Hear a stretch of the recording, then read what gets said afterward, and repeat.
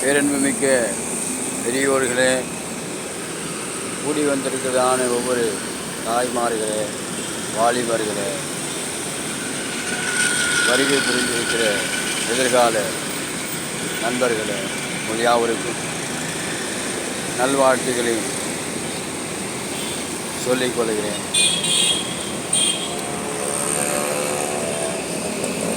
பாரதிய ஜனதாவின் பொதுச் செயலாளரும் இந்திய திருநாட்டின் பிரதமராக விளங்கக்கூடிய டாக்டர் நரேந்திர மோடி அவர்களே,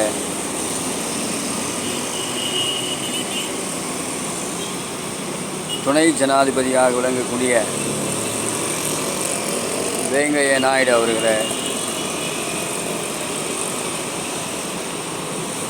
எப்படி ஆகிலும் பாரதிய ஜனதாவை தமிழ்நாட்டிலே சேர்த்துவிட வேண்டும், தமிழ்நாட்டிலே நிலைத்திட வேண்டும் என்று சொல்லி அரும்பாடுபட்டு கொண்டு செயல்பட்டு கொண்டிருக்கிற மரியாதைக்குரிய அண்ணாமலை அவர்களே,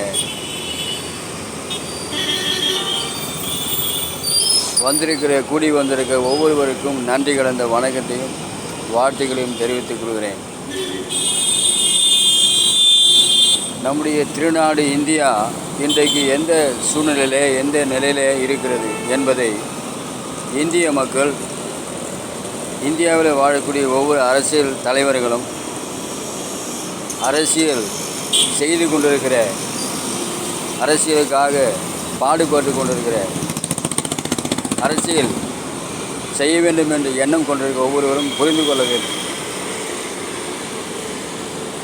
நம்முடைய நாடு என்பது, இந்திய நாடு என்பது ஒரு விசுவாசமான, தேவ நம்பிக்கை உடைய ஒரு விசுவாசமான ஒரு நாடாக கருதப்பட்டு, அன்பு, மனிதநேயம், நம்பிக்கை,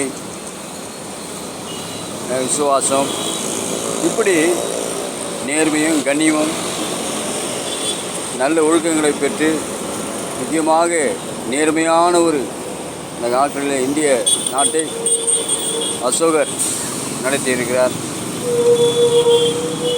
மிக கண்டிப்பாக அவர் நடத்தியிருக்கிறார், ஜனங்களை வழிநடத்தியிருக்கிறார். இப்படிலாம் இருந்த நாடு, பசி என்று தெரியாத நாடு, இப்படிலாம் இருந்த நாடு இன்றைக்கு மிகவும், அதாவது சீர்குலைந்து இருக்கிறது. அதாவது இந்திய நாடு இன்றைக்கு சீர்கெட்டு இருக்கிறது. அப்படி இன்றைக்கு சீர்கெட்டு இருக்கிறதுக்கு காரணம் யார் என்று பார்க்கும்போது, இந்த நாட்டை நடத்தக்கூடிய பிரதமர் அல்லது முதலமைச்சர், இவர்கள் தான் காரணம். யாராக இருந்தாலும் சரி, தகப்பனாகவும் பிள்ளையாகவும், தாயாகவும் பிள்ளையாகவும், மகளாகவும் இருந்தாலும் கூட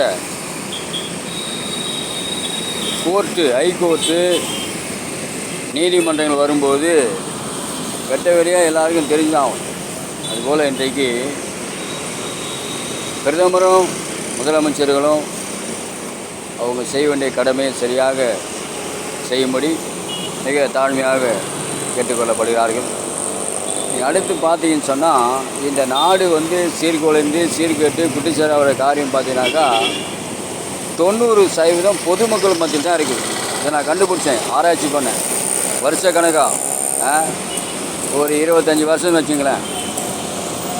மெய்யாகவே அரசியல் தலைவருக்கு மூலிமா எந்த பிழையும் கிடையாது, தவறும் கிடையாது. அரசியல்வாதி மூலிமா எந்த தப்புமே கிடையாது என்று சொல்லுவேன். கர்த்தருக்கு ஸ்தோத்திரம். நான் ஆராய்ச்சி பண்ணேன். 55 வயசு ஆகுது எனக்கு. கர்த்தருக்கு ஸ்தோத்திரம். சென்னையிலேயே பிறந்து சென்னையிலே இருக்கிறேன். கர்த்தருக்கு ஸ்தோத்திரம். தெய்வீக பணியை செய்து கொண்டிருக்கு. ஆகவே அருமையானவர்களே, வந்திருக்கிற கூடி பொதுமக்களே, பொது ஜனங்களே, இந்த நாடு உங்கள்கிட்ட தான் இருக்குது. இந்த நாட்டை நடத்துவதற்கு ஒரு தலைவர் வச்சுருங்க, அவ்வளோதான். அப்படி எடுத்து கொடுக்கறதுக்கு ஒரு தலைவர் வச்சுருக்கோம்.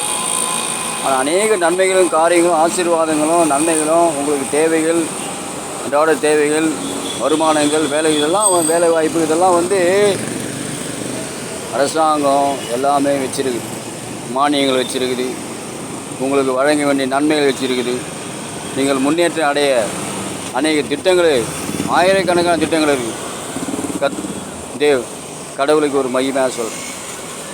இதெல்லாம் பொதுமக்கள் போய் அரசாங்கத்தில் போய் ஆஃபீஸில் போய் கலெக்டர் ஆஃபீஸுக்கு போய் தாலுகா ஆஃபீஸுக்கு போய் எதுவுமே கேட்காம பார்க்காம செய்யாமல் வீட்டில் இருந்துக்கின்னு பஸ்ஸில் போகும்போது அக்கம் பக்கம் இருந்துக்கின்னு கூடி பேசிக்கின்னு 4 பேர் ஒன்றா சேர்ந்தாக்கா நாட்டை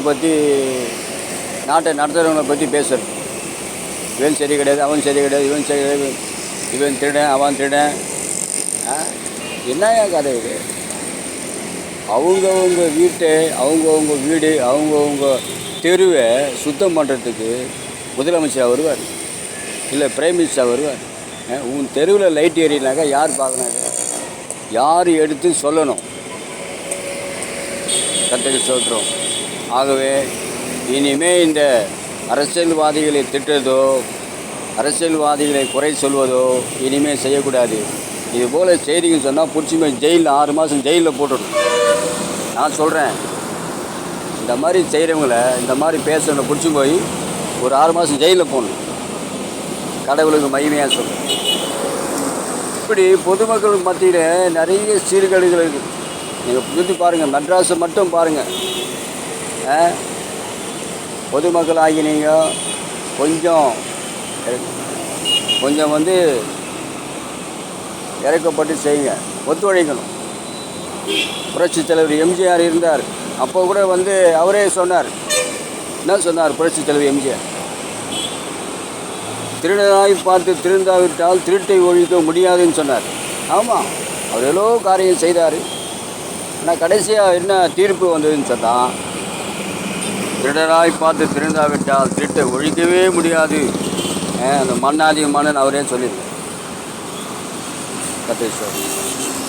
டாக்டர் கலைஞர் அவர்கள் எவ்வளோ பாடுகளை பட்டு, எவ்வளோ சிரமங்களை பட்டு 1000 கோடி 10,000 கோடி லட்சம் கோடி சம்பாதிச்சு வச்சுக்கிறான்னு சொன்னால், பொதுமக்களாகி நீங்கள் வந்து வீண் செலவு பண்ணிவிடுவீங்க. என்ன செலவு பண்ணிவிடுவீங்க? வீண் செலவு பண்ணிவிடுவீங்க. உங்களுக்கு தெரியாது, பணத்துக்கு அருமை தெரியாது. அதனால தான் அரசியல்வாதிகளாம் வந்து 10,000 கோடி லட்சம் கோடி எல்லாம் சேர்த்து வச்சுக்கிறாங்க. யாருக்கு வச்சுக்கிறாங்க? உங்களுக்கு தான் வச்சுக்கிறாங்க. நீங்கள் வீண் செலவு பண்ணிட்டு தான் எல்லாம் சேர்த்து வச்சுக்கிறாங்க. ஆமாம், இன்னும் கொஞ்சம் கொஞ்சமாக உங்களுக்கு செய்வாங்க. அதனால் முதல்ல நீங்கள் செய்ய வேண்டிய காரியத்தை நீங்கள் செய்யுங்க. ஒரு தெரு, உங்கள் வீட்டான தெருவு எப்படிக்கிட்டு பாருங்கள். ஒரு தெருவு எப்படிக்கிட்டு பாருங்கள். லைட் ஏரியில் இவர் மாட்டணும் போகிறார், இவர் மாட்டணும் வர்றார், வேலைக்கு போகிறார், பெரிய படிச்சுவர், ஆஃபீஸரு, எம்ஏ படிச்சுக்கிறார், பிகாம் படிச்சுக்கிறாரு, இவர் மாட்டணும் போகிறது, இவர் மாட்டணும் வர்றது. யார் சொல்லுவாங்க?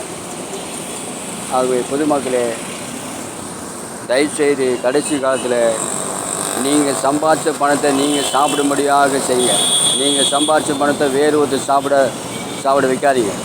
ஆகவே நான் ஒற்றுமையாக இருந்து, அரசாங்கத்தோடு ஒற்றுமையாக இருந்து நம்ம செயல்பட்டு நீண்ட காலம் 200 வருஷம் 300 வருஷம் நம்ம வாழ்வோம். கடவுள் நமக்கு உதவி செய்கிறாக.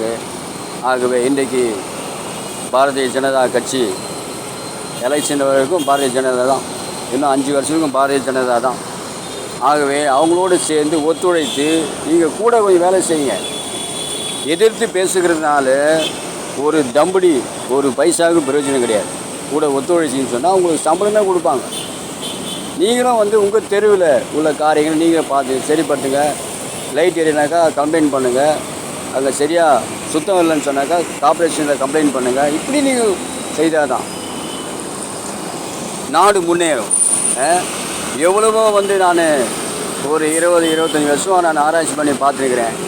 எல்லாம் பொதுமக்கள் பண்ணுற காரியங்கள். ஒரு பஸ்ஸு ஏறி இறங்க தெரியல, ஒரு பஸ்ஸு ஏறி ஏறும் வழி இறங்கும் வழி போட்டுது. நீங்கன்னா ஆடா மாடா குதிரையா கைதியா ஒன்றுமே தெரிய மாட்டேங்குது. ஒரு மாடு கூட ஓரமாக போகுது, ஒரு ஆடு மாடு கூட ஓரமாக போகுது. நடுப்புற வண்டிகளை வருது, அப்படி வருதுன்னு சொல்லி ஓரமாக போகுது. ஆனால் மனுஷன் அப்படி கிடையாது. எத்தனையோ மனுஷன் நானே கண்கூடாக பார்த்துக்கிறேன். அந்த ரோடு மதில் செவரு போட்டு அந்த செவரு நேரம் நடந்து போயிருப்பான் மனுஷன். இந்த மாதிரி வந்து நிறைய சீர்கேடு இருக்குது. ஆகவே கடவுள் என்ன பண்ணுவார்? கடவுள் என்ன பண்ணுவார்? நம்ம மூலியமாக தாங்க கடவுள் தான் ரகசியம். இதெல்லாம் சொல்லக்கூடாது. ஆகவே கடவுள் என்ன பண்ணுவார்?